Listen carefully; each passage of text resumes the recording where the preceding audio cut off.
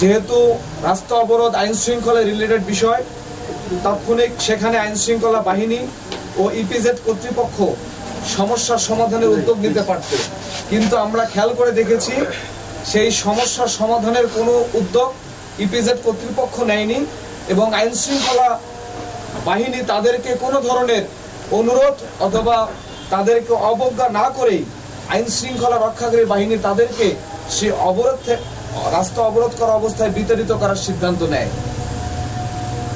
প্রিয় সাংবাদিক বন্ধুগণ, বিক্ষুব্ধ শ্রমিকরা তাদের ন্যায্য দাবির পক্ষে রাস্তা না ছেড়ে দেওয়ার ঘোষণা দেয় এবং দাবি আদায়ের জন্য প্রশাসনকে চাপ দেয়।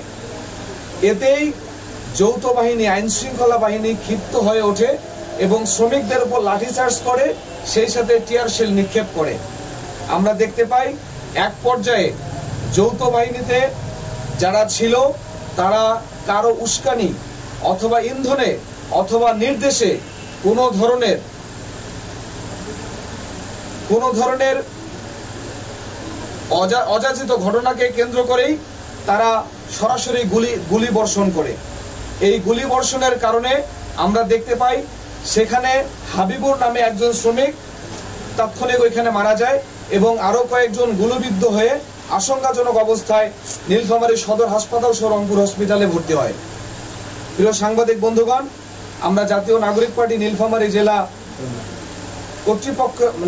জেলার পক্ষ থেকে সেনাবাহিনীর যে গুলি কর্তৃক যে আমাদের শ্রমিক ভাই নিহত হয় তার আমরা তীব্র নিন্দা জানাচ্ছি। প্রিয় সাংবাদিক বন্ধুগণ, আমরা বিশ্বাস করি হাসিনা পরবর্তী বাংলাদেশের কোনো বাহিনী বাংলাদেশের জনগণের উপর গুলি চালাতে পারে না, কিন্তু আমরা দেখতে পেলাম আজকে কোনো কারণ ছাড়াই, কোনো দুর্ঘটনা ছাড়াই সেনাবাহিনী শ্রমিকদের উপর গুলি চালালো। আজকের এই ঘটনায় যে বা যাদের নির্দেশে শান্তিপ্রিয় আন্দোলনরত শ্রমিকদের উপর গুলি চালানো হয়েছে তার সুষ্ঠু তদন্তের দাবি জানাচ্ছি আমরা, এবং সেই সাথে যারা নির্দেশনা দিয়েছিল তাদেরকে সকল ধরনের চাকরি থেকে বরখাস্ত করার আমরা দাবি জানাই। শ্রমিকদের এই যৌক্তিক আন্দোলন ও ন্যায্য দাবির সাথে সংহতি জানিয়ে জাতীয় নাগরিক পার্টি নীলফামারী জেলা 7 দফা দাবি জানাচ্ছে। আমাদের প্রথম দফা, শ্রমিক নীলফামারী উত্তরা ইপিজেডের শ্রমিকদের সকল ন্যায্য দাবি মেনে নিতে হবে। দ্বিতীয় দফা, কর্মী ছাঁটাইয়ের ক্ষেত্রে কারখানাগুলোর সুনির্দিষ্ট নীতিমালা থাকতে হবে। তৃতীয়ত, নিহত শ্রমিক হাবিবুর রহমানের পরিবারকে 3 কোটি টাকা ক্ষতিপূরণ দিতে হবে। চতুর্থ, আহত শ্রমিকদের সুচিকিৎসা নিশ্চিত করে তাদের পুনর্বাসন করতে হবে। পঞ্চম দফা দাবি, এই আন্দোলনকে কেন্দ্র করে শ্রমিকদের উপর কোনো রকম মিথ্যা মামলা ও হয়রানিমূলক মামলা দেওয়া যাবে না।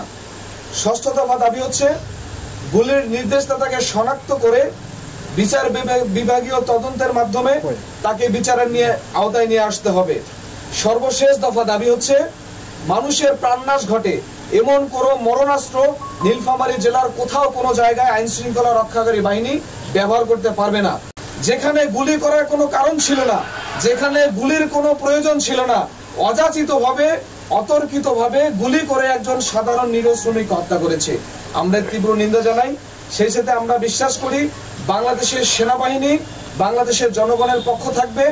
বাংলাদেশের জনগণের পক্ষে থেকে আগামীতে বাংলাদেশে কোনো ধরনের স্বৈরাচার ফিরে না আসে, স্বৈরাচার যেন বাংলাদেশে ফিরে এসে আবার সেই ফ্যাসিবাদ কায়েম করতে না পারে, এ ব্যাপারে সেনাবাহিনী সচেষ্ট থাকবে।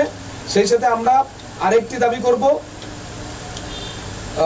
আমরা আরেকটি বিশ্বস্ত সূত্রে জানতে পেরেছি এই উত্তরা ইপিজেডকে কেন্দ্র করে এই ঘটনাগুলো ঘটার অন্যতম একটি কারণ হচ্ছে আমাদের ইপিজেডকে বন্ধ করা একটা ষড়যন্ত্র হয়ে থাকতে পারে।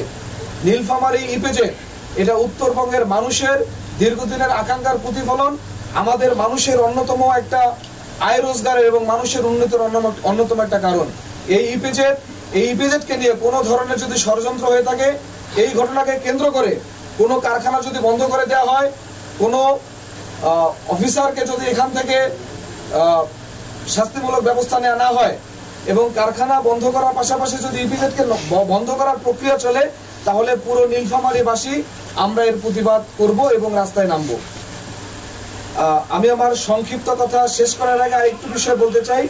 আমরা আমাদের সেনাবাহিনীকে অনুরোধ করব, তাদেরকে আমরা সম্মান করি, তারা যেন তাদের সেই মরণাস্ত্রগুলো আমাদের দিকে, সাধারণ মানুষের দিকে ব্যবহার না করে অরক্ষিত অবস্থায় না রেখে সংরক্ষিত রেখে দেয়।